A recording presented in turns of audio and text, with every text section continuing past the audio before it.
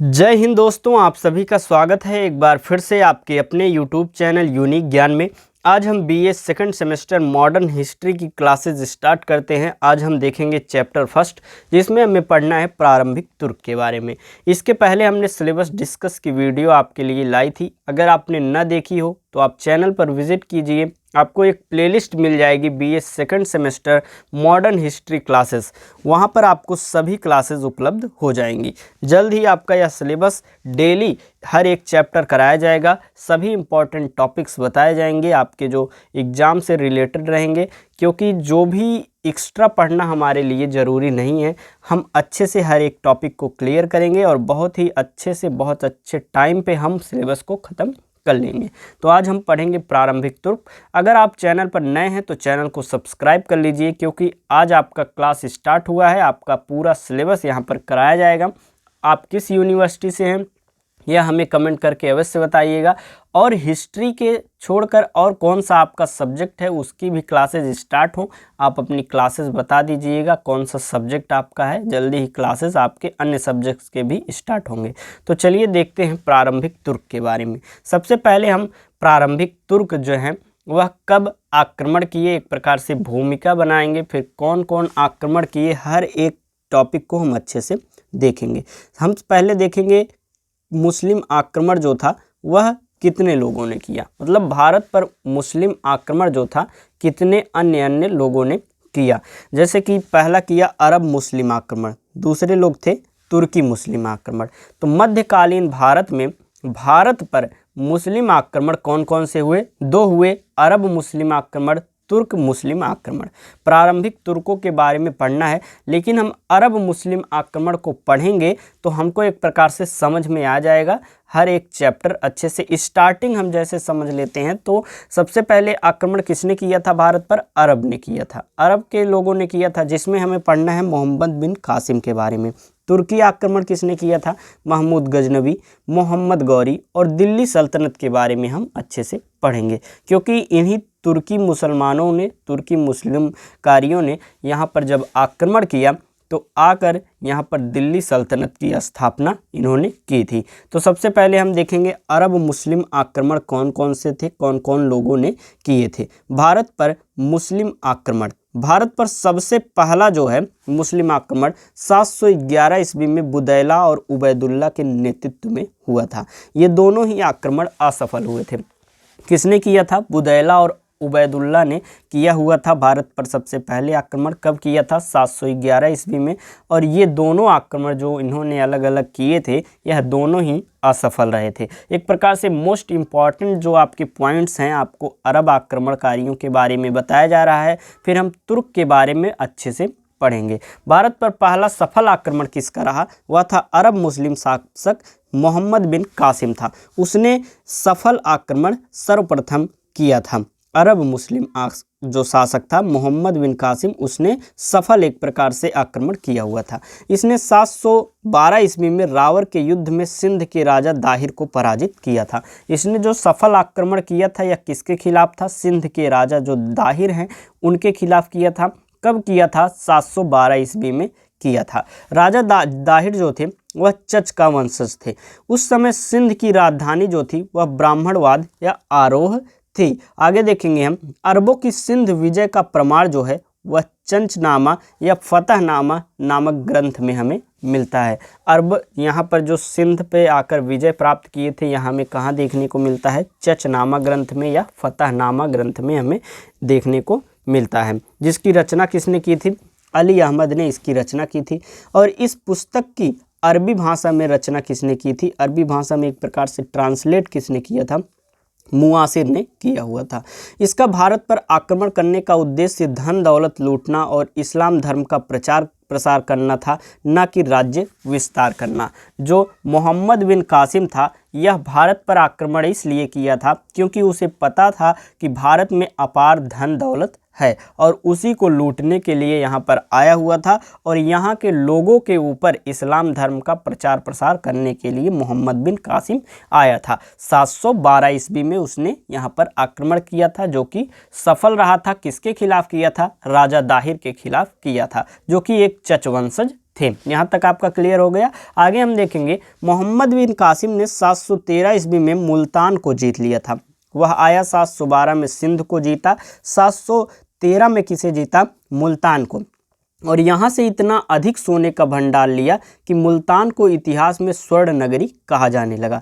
मोहम्मद बिन कासिम ने 713 में जो मुल्तान को जीता और वहाँ से अधिक सोने का भंडार उसने लिया और इसे स्वर्ण नगरी कहा, भारत देश को स्वर्ण नगरी कहा। इसने जीते हुए क्षेत्र की राजधानी अल मंसूरा बनाई। जो भी क्षेत्र जीते इसने उसकी राजधानी अल मंसूरा बनाई। किसने? मोहम्मद बिन कासिम ने।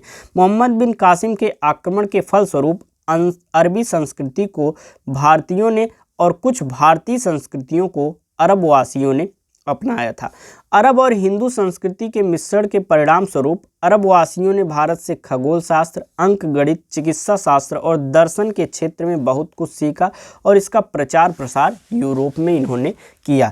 इतना अच्छी यहाँ की संस्कृति थी, यहाँ के ज्ञान विज्ञान, खगोल शास्त्री, अंक गणित, चिकित्सा शास्त्र और दर्शन इतने अच्छे यहाँ पर विस्तृत हो गए थे कि जो अरबवासी था मोहम्मद बिन कासिम, यहाँ के जो लोग आए, अरबवासी जो यहाँ पर आए, उन्होंने इसका अनुसरण किया और फिर उसको सीखा, फिर यूरोप में इसका प्रचार प्रसार भी किया था। कुछ अरब के भी संस्कृति थी जिसे भारत के लोगों ने अपनाया था। सर्वप्रथम अरबवासियों अर्थात मुस्लिमों ने भारतीयों को हिंदू कहकर संबोधित किया था। जो अरबवासी मुस्लिम थे उन्होंने ही भारतीयों को हिंदू कहकर सबसे पहले संबोधित किया था। इस देश का नाम जो है उन्होंने हिंदुस्तान कहा था। किसने? अरबवासियों ने। अरब आक्रमण के फलस्वरूप भारत में पर्दा प्रथा का तीव्र गति से विकास हुआ। इसके साथ ही जजिया, जकात और खराज नामक कर के बारे में जानकारी प्राप्त हुई। तो जजिया कर की शुरुआत किसने की? मोहम्मद बिन कासिम ने। यहाँ पर आकर उन्होंने पर्दा प्रथा का उस समय जब आए थे, वो अरब आक्रमण किए थे, उसके बाद पर्दा प्रथा का बहुत अधिक तेज़ी से विकास हुआ और इसके साथ साथ उन्होंने जजिया कर को भी बताया, जकात कर और खराज कर, जो कि एक भू राजस्व कर है। इन चीज़ों के बारे में भी बताया और भारतीयों पर लागू किया। मोहम्मद बिन कासिम ने भारत में सर्वप्रथम जजिया कर लगाया था। अगर आपसे प्रश्न पूछा जाए कि भारत में सर्वप्रथम जजिया कर किसने लगाया था, तो मोहम्मद बिन कासिम ने लगाया था। जजिया कर क्या होता है, उन्होंने क्या परिभाषित किया? उन्होंने कहा, मोहम्मद बिन कासिम ने कहा, जजिया जो है वह गैर मुसलमानों से लिए जाने वाला कर है और यह सुरक्षात्मक कर है। अर्थात हिंदुओं से वह कर लेते थे और उनको एक प्रकार से विश्वास देते थे कि हम आपकी रक्षा करेंगे। तो यह एक प्रकार से सुरक्षात्मक कर है जो कि जजिया कर है। मोहम्मद बिन कासिम ने जजिया कर जो है वह 5 लोगों को मुक्त कर दिया। मतलब 5 लोग ऐसे होंगे जो जजिया कर नहीं देंगे, जैसे कि बच्चे, बूढ़े, ब्राह्मण, विकलांग और औरत। इन 5 लोगों को जजिया कर से मुक्त कर दिया गया। बच्चों को, बूढ़ों को, ब्राह्मण, विकलांग और औरतों को। फिरोज शाह तुगलक ने ब्राह्मणों पर भी जजिया कर लगाया। आपको हम यहीं पर जजिया कर के विषय में एक प्रकार से बता दे रहे हैं इतिहास। जजिया कर सबसे पहले लागू किया मोहम्मद बिन कासिम ने और उसने 5 लोगों को मुक्त रखा इस जजिया कर से। बच्चों को, बूढ़ों को, ब्राह्मणों को, विकलांग को और औरत को। और ब्राह्मणों पर एक कौन सा ऐसा शासक था जिसने ब्राह्मणों पर भी जजिया कर लगा दिया था? वह था फिरोज शाह तुगलक। मोहम्मद बादशाह ने, जो मुग़ल बादशाह हैं अकबर, उन्होंने 1564 ईस्वी में जजिया कर समाप्त कर दिया था। जजिया कर समाप्त किसने किया? मुग़ल बादशाह अकबर ने किया। लेकिन उसके पश्चात औरंगजेब ने 1679 ईस्वी में पुनः जजिया कर लगा दिया और एकमात्र ऐसा मुग़ल बादशाह औरंगजेब ही था जिसने अंग्रेज़ों से भी जजिया कर लिया हुआ था। जजिया कर को अंतिम रूप से मोहम्मद शाह रंगीला ने समाप्त किया। आपने यहाँ पर जजिया कर का भी इतिहास पढ़ लिया जो कि आपसे पूछा जाता है। जजिया कर क्या होता है? एक गैर मुसलमानों से लिया जाने वाला सुरक्षात्मक कर होता है जिसको शुरू किया मोहम्मद बिन कासिम ने। फिर उन्होंने 5 लोगों को इससे मुक्त रखा, बच्चों को, बूढ़ों को, ब्राह्मण, विकलांग और औरत को। फिर फिरोज शाह तुगलक ऐसा शासक था जिसने ब्राह्मणों पर भी जजिया कर लगाया और जो जजिया कर है उसको समाप्त करने वाला मुग़ल बादशाह अकबर था। लेकिन उसके पश्चात औरंगजेब ने 1679 में पुनः जजिया कर लगा दिया और जो औरंगजेब था वह एकमात्र ऐसा शासक था जिसने अंग्रेज़ों से भी जजिया कर लिया हुआ था। और अंतिम रूप से जजिया कर को समाप्त करने वाला शासक कौन था? मोहम्मद शाह, जिसे रंगीला बादशाह भी कहा जाता है। विष्णु शर्मा का पंचतंत्र, चरक संहिता, आर्यभट्ट का सूर्य सिद्धांत तथा सुश्रुत संहिता का अरबी भाषा में अनुवाद इसी समय किया गया। अरबों ने सिंध में ऊँट पालने की प्रथा तथा खजूर की खेती उन्होंने प्रारंभ किया।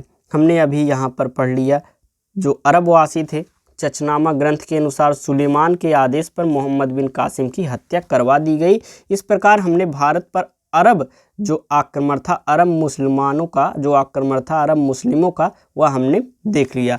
अभी तक तो आपको अच्छे से समझ में आ गया होगा। जो भी ना समझ में आया आप कमेंट में पूछ सकते हैं, आपको अवश्य रिप्लाई दिया जाएगा। और वीडियो को अवश्य लाइक करें, दोस्तों के पास भी शेयर करें, जिससे वीडियो अधिक से अधिक लोगों तक पहुंच सके और आपके लिए वीडियो जो है वह निरंतर आता रहे। क्योंकि जब व्यूज़ आएंगे तो हमारा भी एक प्रकार से जो मोटिवेशन मिलता है कि हम बनाएं वीडियो। जब व्यूज़ नहीं आते हैं, आप लोग स्वयं देखते हैं और फिर कमेंट करते हैं नेक्स्ट चैप्टर, तो अपने दोस्तों के पास भी शेयर कर दिया करिए और वीडियो लाइक अवश्य कर दिया करिए। कोई भी समस्या हो, कोई भी प्रश्न आपके मन में हो, इस चैप्टर से लेके जो चैप्टर पढ़ाया जाए जिस लेक्चर में, आप कमेंट में पूछ सकते हैं। तो अब हम देखेंगे भारत पर तुर्क आक्रमण के बारे में। भारत पर अरब आक्रमण हमने पढ़ लिया, भारत पर तुर्क आक्रमण देखेंगे, क्योंकि हमारा जो चैप्टर है वह प्रारंभिक तुर्क पहला चैप्टर है। इसके बाद हम पढ़ेंगे दिल्ली सल्तनत के बारे में। सबसे पहले गुलाम वंश के बारे में पढ़ेंगे, फिर खिलजी वंश के बारे में पढ़ेंगे,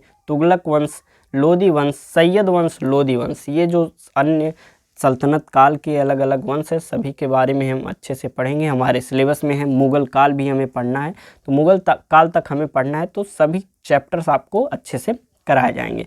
भारत पर तुर्क आक्रमण की बात करें तो भारत में मुस्लिम सत्ता की स्थापना का श्रेय जो है वह तुर्कों को दिया जाता है। तुर्क चीन की उत्तरी पश्चिम सीमाओं पर निवास करने वाले एक लड़ाकू एवं बर्बर जाति था, जो उमैया वंशी शासकों के संपर्क में आने के बाद इस्लाम धर्म अपना लिया था। जो तुर्क थे, उमैया वंशी शासकों के संपर्क में जब आए तो उन्होंने इस्लाम धर्म को अपना लिया और उनका उद्देश्य एक विशाल मुस्लिम साम्राज्य स्थापित करना था। किसका? तुर्कों का। अल्पतगीन अफगान प्रदेश में गजनवी साम्राज्य की स्थापना किया। गजनवी साम्राज्य की स्थापना किसने किया? अल्पतगीन ने किया। और भारत पर पहला तुर्क आक्रमणकारी जो था वह सुबुक्तगीन था। सुबुक्तगीन कौन था? अल्पतगीन का एक प्रकार से अल्पतगीन जो था उसका गुलाम था। आगे हम देखेंगे सुबुक्तगीन जो है वह अल्पतगीन का गुलाम था, जो बाद में अल्पतगीन का दामाद भी बन जाता है। इसने 986 ईस्वी में हिंदू शाही वंश के शासक जयपाल को पेशावर में पराजित किया था। कब? 986 में। किसने किया था? अल्पतगीन ने किया था। आगे हम देखेंगे महमूद गजनवी के बारे में। महमूद गजनवी का नाम आपने बहुत बार सुना होगा। अभी तक जो भी इतिहास आप पढ़े होंगे, आपको सोमनाथ के मंदिर के विषय में आपको यह आदमी या जो शख्स है उसका नाम आपको सुनने को मिला होगा, तो आप अच्छे से इसके बारे में आज जानेंगे इस वीडियो में। महमूद गजनवी जो है वह कौन था? सुबुक्तगीन का पुत्र महमूद गजनवी था। जो सुबुक्तगीन था उसका पुत्र महमूद गजनवी था। सुबुक्तगीन कौन था? वह अल्पतगीन का गुलाम था। अफगान के गजनवी में रहने वाला था। जो सुबुक्तगीन का पुत्र महमूद गजनवी था वह कहाँ रहने वाला था? अफगान के गजनी का रहने वाला था। महमूद गजनवी जो है 998 में गद्दी पर बैठता है। महमूद गजनवी कब गद्दी पर बैठता है, कब शासन की शुरुआत करता है? 998 ईस्वी में वह शुरुआत करता है। इसने 1000 ईस्वी से 1027 ईस्वी के बीच कुल 17 बार भारत पर आक्रमण किया था और 17 बार आक्रमण करके भारत से अपार धन उसने लूटा था। इसने मध्य एशिया में एक बड़े साम्राज्य की स्थापना के लिए धन प्राप्त करने के उद्देश्य से भारत पर आक्रमण किया हुआ था। इसने 1001 ईस्वी में पंजाब के हिंदू शाही वंश के ऊपर आक्रमण किया था और उस समय इसकी राजधानी वहिंद थी और इस समय यहाँ के शासक जो थे वह जयपाल थे। हम आपको इसके प्रमुख जो यहाँ पर आक्रमण हुए 17 में से जो प्रमुख हैं, जो पूछे जाते हैं, वही बताया जाएगा, इम्पॉर्टेंट आपको बताया जाएगा। तो आगे हम देखेंगे उसने 1001 में हिंदू शाही वंश के ऊपर आक्रमण किया हुआ था। आगे देखेंगे जयपाल एकमात्र शासक है जो पराजित होने पर आत्महत्या कर लिया था। जब वह महमूद गजनवी से पराजित हो जाता है जयपाल, तो उसने एक प्रकार से आत्महत्या कर ली थी और ये पहला शासक था, एकमात्र शासक था जिसने पराजित होने पर आत्महत्या कर ली थी। इसने पुनः 1008 में नगरकोट पर हमला किया और ज्वालामुखी मंदिर को तोड़कर उसके अवशेष को गजनी ले जाकर मस्जिद सीढ़ियों पर इसने फेंक दिया था। इसीलिए इसको क्या कहा जाता है, मूर्ति भंजक। महमूद गजनवी को बूत सिकन या मूर्ति भंजक कहा जाता है, क्योंकि यहाँ की जो मंदिर की मूर्तियाँ थी वह उसे तोड़ देता था। भारत में महमूद गजनवी का सर्वाधिक महत्वपूर्ण अभियान 1025 से 1026 में सोमनाथ मंदिर गुजरात के सौराष्ट्र प्रांत पर आक्रमण था। उस समय वहां के शासक कौन थे, भीम प्रथम थे। इसने गुजरात के सौराष्ट्र प्रांत में सोमनाथ मंदिर जो था उस पर आक्रमण किया और बहुत अपार मात्रा में वहां से सोना इसने लूट कर ले गया। इस युद्ध में 50,000 से अधिक लोग मारे गए थे। महमूद इस मंदिर को पूर्णतः नष्ट कर दिया था तथा इसकी कुल संपत्ति को लेकर सिंध के रेगिस्तान से वापस लौट गया था। जब यह वापस लौट रहा था तो कुछ जाटों ने इस पर आक्रमण कर दिया था और बहुत क्षति पहुंचाई थी। 1027 में इसने जाट के विरुद्ध अपना अंतिम आक्रमण किया और उन्हें पराजित कर दिया, क्योंकि सोमनाथ को लूटकर वापस जाते समय महमूद को जाटों ने क्षति पहुंचाई थी। जब यह 1027 में, इससे पहले 1025 में जब यह 26 में जाता है, लौट कर सोमनाथ मंदिर पर आक्रमण करके सभी धन को लेकर जाता रहता है, तो रास्ते में जाट इसके ऊपर आक्रमण कर देते हैं। तो यह उनसे युद्ध उस समय नहीं करता है, क्योंकि उसके सभी जो सैनिक रहते हैं वह एक प्रकार से थके हुए रहते हैं और बहुत ही घायल अवस्था में रहते हैं। तो वह वापस चला जाता है शांति से और फिर 1027 में आकर जाटों को आक्रमण करके पराजित कर देता है। फिर महमूद गजनवी का जो सेनापति था वह अयाज सुल्तान था। फारूकी, उतबी, फिरदौसी और अलबरूनी जैसे विद्वान गजनवी के दरबार में रहते थे, जिसमें से उतबी ने किताबुल यामिनी की रचना की थी, फिरदौसी ने शाहनामा लिखा था, जबकि अलबरूनी ने किताबुल हिंद तहकीक हिंद लिखा हुआ था। ये जो रचनाएं हैं बहुत ही इम्पॉर्टेंट है। आपसे पूछा जाएगा कि उतबी किस एक प्रकार से किस शासक के समय का था, तो आप बताएंगे महमूद गजनवी के समय का उतबी भी था, फारूकी था, फिरदौसी था और अलबरूनी था। उतबी ने किताबुल यामिनी लिखी थी, फिरदौसी ने शाहनामा लिखा था तथा अलबरूनी ने किताबुल हिंद या तहकीक हिंद लिखा हुआ था। आगे देखेंगे, अलबरूनी इतिहासकार, दार्शनिक और संगीतज्ञ था तथा इसका वास्तविक नाम अबू रेहान मोहम्मद बिन अहमद था। इसके समय में, किसके समय में, महमूद गजनवी के समय में चांदी के सिक्का पर संस्कृत मुद्रा लेख गजनवी ने प्रारंभ किया हुआ था। किसने प्रारंभ किया हुआ था? संस्कृत मुद्रा लेख गजनवी ने प्रारंभ किया हुआ था, जिसके एक तरफ अरबी भाषा तथा दूसरी तरफ संस्कृत भाषा का प्रयोग हुआ था। महमूद गजनवी को बगदाद के खलीफा अल कादिर बिल्लाह ने सुल्तान कहकर संबोधित किया हुआ था। खलीफा ने इसको यामिन उद्दौला, यामिन उद्बिल्लाह की उपाधि से सम्मानित किया हुआ था।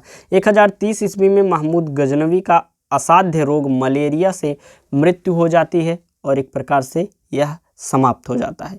फिर इस तुर्क आक्रमण दूसरा जो होता है उसमें कौन आता है? महमूद गौरी आता है और यहाँ से धीरे धीरे यहाँ पर राज्य स्थापित करने की सोच मुसलमानों में, मुस्लिमों में बढ़ती जाती है। महमूद गौरी जो था वह एक प्रकार से तुर्क एक जनजाति थी जो अफगानिस्तान के क्षेत्र की थी, वहाँ का था। इसके दूसरे चरण का नेतृत्व मोहम्मद गौरी ने किया था। प्रथम चरण अलबतगीन सुबुक्तगीन ने किया हुआ था। फिर उसका पुत्र महमूद गजनवी आकर आक्रमण 17 बार करता है और एक अपार धन लेकर जाता है, जिसमें से आपका सोमनाथ मंदिर पर उसने जो आक्रमण किया था बहुत ही इम्पॉर्टेंट है और बहुत बार पूछा जा चुका है। इसका पूरा नाम, मोहम्मद गौरी का पूरा नाम क्या था? मोहम्मद गौरी या मुइजुद्दीन मोहम्मद बिन साम था, या इसे सुहाबुद्दीन भी कहा जाता था। इसे गौर वंश का मोहम्मद भी कहा जाता था। हम बात करें तो इसने कब एक प्रकार से शासक पद धारण किया था? 1173 ईस्वी में मोहम्मद गौरी जो था वह गौर प्रदेश का शासक बना। 1175 ईस्वी में इसने मुल्तान एवं सिंध पर आक्रमण किया था और वहां पर उसने विजय प्राप्त की थी। और 1178 ईस्वी में इसने पाटन गुजरात पर आक्रमण किया, किंतु वहां के शासक भीम द्वितीय ने माउंट आबू पर इसे बुरी तरह से पराजित किया था। यह तुर्क आक्रमणकारियों की पहली पराजय थी, जो कि 1158 में जब भीम द्वितीय पर इसने आक्रमण किया था मोहम्मद गौरी ने, तो बहुत ही बुरी तरह से यह पराजित हुआ था। उसके बाद यह कुछ समय बाद फिर आता है 1179 में पेशावर पर, और 1181 में लाहौर, 1185 में सियालकोट को यह जीत लेता है। मोहम्मद गौरी लाहौर तथा उसके आसपास के क्षेत्रों को जीतता चला जाता है और वह लाहौर को केंद्र बना लेता है। और यह मोहम्मद गौरी जो था, यह राज्य के विस्तार पर ज़्यादा ध्यान देता है। लूट पीट तो करता रहता है, लेकिन वह राज्य विस्तार भी करता रहता है। इसने पंजाब के भटिंडा पर जब अधिकार किया तो पृथ्वीराज चौहान तृतीय से विवाद इसका हो गया, और 1191 ईस्वी के तराइन के प्रथम युद्ध में पृथ्वीराज चौहान तृतीय ने गौरी को पराजित कर दिया था। और पृथ्वीराज चौहान ने मोहम्मद गौरी को पराजित करने के बाद गुलाम नहीं बनाया, न उसे मृत्यु दी, उसे छोड़ दिया था, क्योंकि मोहम्मद गौरी ने माफ़ी मांग ली थी। तो उस समय पृथ्वीराज चौहान का गौरव था, उन्होंने उन्हें माफ़ कर दिया था। एक प्रकार से अब की दृष्टि से हम इतिहास जानते हैं तो हमें लगता है उन्होंने गलत किया। अगर उन्हें मार देता तो यहाँ पर किसी भी साम्राज्य की, तुर्क साम्राज्य की खासकर, एक प्रकार से स्थापना नहीं हो पाती, लेकिन वह छोड़ देते हैं। फिर 1192 में वह तराइन का द्वितीय युद्ध करता है और मोहम्मद गौरी ने जयचंद्र के सहयोग से पृथ्वीराज चौहान तृतीय को पराजित कर दिया और उनकी हत्या कर दी थी। मोहम्मद गौरी जो है वह द्वितीय तराइन के युद्ध में भी नहीं जीत पाता, लेकिन जयचंद्र ने उसका सहयोग किया था। जयचंद्र सहयोग क्यों करता है? क्योंकि पृथ्वीराज चौहान तृतीय ने जयचंद्र की बेटी संयोगिता से विवाह कर लिया था, गंधर्व विवाह कर लिया था, जिससे जयचंद्र जो थे वह नाराज थे और उन्होंने मोहम्मद गौरी का साथ दिया और पृथ्वीराज चौहान पराजित हो गए। लेकिन जयचंद्र यह करके एक प्रकार से भूल भी कर देता है, वह पृथ्वीराज चौहान को मोहम्मद गौरी मारता ही है। कुछ समय पश्चात चंदावर के युद्ध में जयचंद्र को भी मार देता है। महमूद गजनवी का सेनापति मलिक अयाज सुल्तान था। आगे हम देखेंगे, इतिहासकार BS स्मिथ ने कहा कि तराइन का द्वितीय युद्ध ऐसा निर्णायक युद्ध साबित हुआ जिसमें भारत पर मुसलमानों की आधारभूत सफलता निश्चित कर दिया। बाद में होने वाला आक्रमण परिणाम मात्र थे। एक प्रकार से जब पृथ्वीराज चौहान से वह जीत जाता है तो यहाँ पर मुसलमानों की एक प्रकार से निर्णायक युद्ध यह साबित होता है और यहाँ पर उनका साम्राज्य जो है स्थापित हो जाता है। तराइन के युद्ध के बाद गौरी ने मेरठ, अलीगढ़ पर अधिकार कर लिया, दिल्ली को अपनी राजधानी बना ली और 1194 ईस्वी के चंदावर के युद्ध में फिरोजाबाद उसने गढ़वाला शासक जयचंद्र को भी पराजित कर दिया था। 1194 में चंदावर के युद्ध में जयचंद्र को भी वह पराजित कर देता है और उसे मार देता है। मोहम्मद गौरी का गुलाम जो था वह कुतुबुद्दीन ऐबक था और उसका सेनापति बख्तियार खिलजी 1198 ईस्वी में विश्वविद्यालय को ध्वस्त कर दिया था तथा बिहार शरीफ नामक शहर उसने बसाया हुआ था। 1205 ईस्वी में गौरी ने अपना अंतिम अभियान पंजाब के खोखर जातियों के विरुद्ध किया हुआ था। इसके बाद हम देखेंगे, हमने यह देख लिया है, मोहम्मद गौरी का सेनापति मोहम्मद बिन बख्तियार खिलजी ने 1203 ईस्वी में बिहार विजय, 1204 से 1205 ईस्वी में बंगाल विजय, 1206 ईस्वी में असम पर विजय कर लेता है आक्रमण करके। फिर मोहम्मद गौरी का गुलाम जो था कुतुबुद्दीन ऐबक का सेनापति, इसको हमने देख लिया, वह नालंदा विश्वविद्यालय को 1198 में ध्वस्त कर देता है और वहाँ पर बिहार शरीफ नामक शहर स्थापित करता था। यह भी हमने देख लिया है, यह रिपीट हो गया है, मिसप्रिंट हो गया है, इसको सही कर दिया जाएगा। नोट्स आपको टेलीग्राम चैनल पर प्रोवाइड कराए जाएंगे, तो आप टेलीग्राम चैनल अवश्य ज्वाइन करें, जिससे आप रिवीजन भी कर सकेंगे या स्वयं के नोट्स बनाना चाहें तो वह भी बना सकेंगे। मोहम्मद गौरी का सेनापति मोहम्मद बिन बख्तियार खिलजी, जो कि हमने आपको बताया, यह भी रिपीट हो गया है। हम देख लेते हैं, 1203 ईस्वी में बिहार पर विजय, 1204 से 1205 ईस्वी में बंगाल विजय, 1206 ईस्वी में वह असम पर आक्रमण करके विजय प्राप्त कर लेता है। फिर गौरी के समय सिक्कों पर हिंदू देवी लक्ष्मी का अंकन मिलता है। यह आपको याद करने वाली चीज़ है, पॉइंट भी नोटेड जैसा कि आप इसको इम्पॉर्टेंट समझ सकते हैं कि किस समय हिंदू देवी लक्ष्मी का अंकन मिलता है किस समय के सिक्कों में, जो कि एक मुस्लिम साम्राज्य है, तो वह गौरी के समय का था। मोहम्मद गौरी के साथ प्रसिद्ध चिश्ती संत मोइनुद्दीन चिश्ती भारत आए थे, जिन्होंने भारत में चिश्ती संप्रदाय की स्थापना की थी। चिश्ती संप्रदाय के बारे में अगले सेमेस्टर में आप पढ़ेंगे अच्छे से, तो अभी जो है उसको हम पढ़ते हैं। मोहम्मद गौरी का कोई पुत्र नहीं था तथा जयचंद्र को पराजित करने के बाद गौरी द्वारा भारत में जीते गए प्रदेशों को कुतुबुद्दीन ऐबक को सौंपकर वापस गजनी वह लौट जाता है। मोहम्मद गौरी जो था वह वापस लौट जाता है। फिर कुतुबुद्दीन यहाँ पर गुलाम वंश की स्थापना करता है। मोहम्मद गौरी ने कुतुबुद्दीन ऐबक को प्रथम अख्ता प्रदान किया था।